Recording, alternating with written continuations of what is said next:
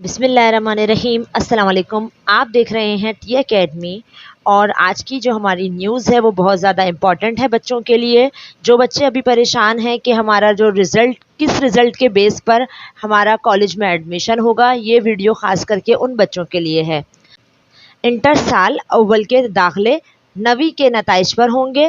اس سے مراد یہ ہے کہ جو ابھی آپ نے میٹرک کے پیپر دیے ہیں اس کا رزلٹ کا انتظار نہیں کیا جائے گا، اس سے پہلے ہی آپ کے ایڈمیشن 9 کے رزلٹ پہ دے دیے جائیں گے۔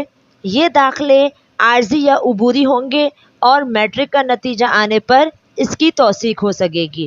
مطلب کہ جو آپ کا ایڈمیشن ہوگا 9 کے ڈیپینڈ پہ، اس کے بعد آپ اس کالج جا کے پڑھنا شروع کر دیں گے، اور جب آپ کا رزلٹ آئے گا، اللہ نہ کرے اگر آپ کا پیپر رہ جاتا ہے تو پھر آپ کنٹینیو اپنی میٹرک کی تیاری کریں گے اور اسی وقت آپ کو اپنا کالج لیفٹ کرنا ہوگا۔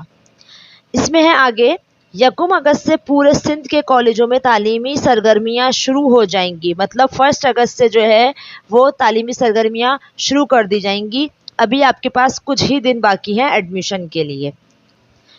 یہ ویڈیو خاص کر کے اپنے دوستوں کے ساتھ شیئر کریں تاکہ جس کو یہ انفارمیشن نہیں ملی ابھی تک وہ مل جائے، تاکہ بچے جلد سے جلد اپنا کالج میں داخلہ لے سکیں۔ جزاک اللہ۔